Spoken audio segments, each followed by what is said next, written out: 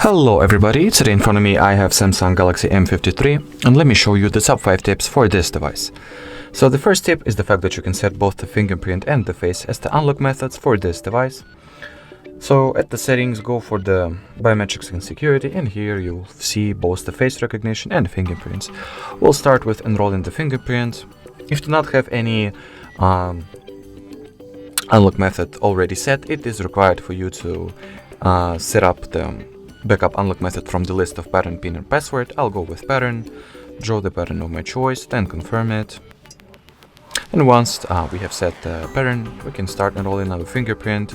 The fingerprint sensor is located on the power button of your smartphone, so just gradually lay and lift your fingerprint onto the sensor until the entire surface of it will be scanned. Make sure to slightly move and rotate your fingerprint each time you lay it in order for the system to entirely scan the entire surface of your finger. Alrighty, so we have successfully enrolled the fingerprint. Let's go ahead and test it out.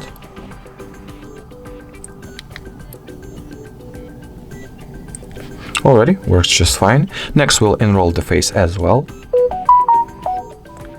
So face recognition, we'll enter our pattern, and all that you gotta do is to place your face inside this frame. I'll do it off the screen real quick.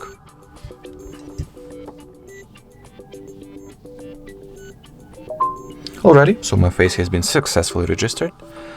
Let's go ahead and test it out.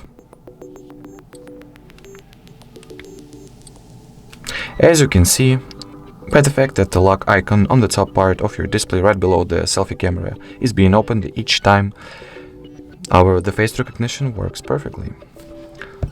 So we are moving on to the next tip, which is the fact that you can change the screen refresh rate of this device from 60 Hz to 120 Hz and vice versa. In order to do that, you gotta go to the display category of settings and here enter the motion smoothness. So with 120 Hz of the screen refresh rate or motion smoothness, you'll get smoother animations and scrolling experience. And with the standard screen refresh rate of 60 Hz, you'll get the longer battery life. So choose whatever fits you best. I'll leave it at 120. Next, we have the always on display feature, which once activated will display some crucial information like time, date, or the current battery health. Even once your screen is completely locked like this, it will show it right here. In order to access this feature, you gotta open up the settings, go for the lock screen, and here make sure that the always on display is turned on. You can do that by simply altering this switch. Here we choose the display mode of the AOD, so we can either set it so we gotta tap for the AOD to be shown like this, or for it to be shown always and permanently, or set any schedule for it to appear in the certain time frames, or you can make it visible only once we receive any new notifications. We can set what the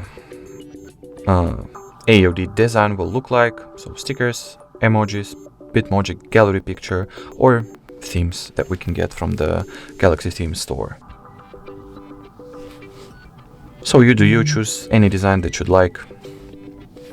I'll leave it at standard simplistic clock design like this. You can change the color of the clock, or as I've just shown, its design as well. Alrighty. There are also a few other AOD settings that you can alter. For example, the music information. If you're listening to any music currently, the AOD display will show what song is playing, for example. The screen orientation of the AOD portrait landscape, the auto brightness for it, or read some of the, information and data. Alrighty, so we're moving on to the next step, which is the flash notifications. In order to access it, you gotta go to the accessibility category. Here, choose advanced settings, and at the notifications section, go for the flash notification. Once enabled, it will enable the flashlight this one. Each time you receive the notification, let's preview it real quick. So each time you receive the notification, the flashlight will blink once. Or we can also enable the screen flash notification. So each time you receive the notification, your screen will flash like this.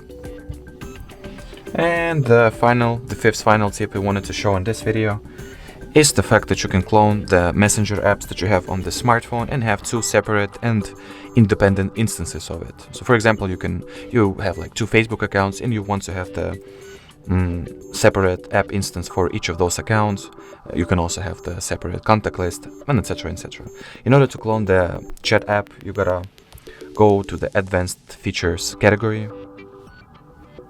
So let's find it, and here choose the dual messenger. So as for right now, the only installed app that supports this feature, in my case it's Facebook, so I'll use it as an example then. Here you can choose whether you want to use the separate contact list. I'll choose yes, choose what contacts you want to have, or should I say what contacts you want to differ between those two instances of Facebook.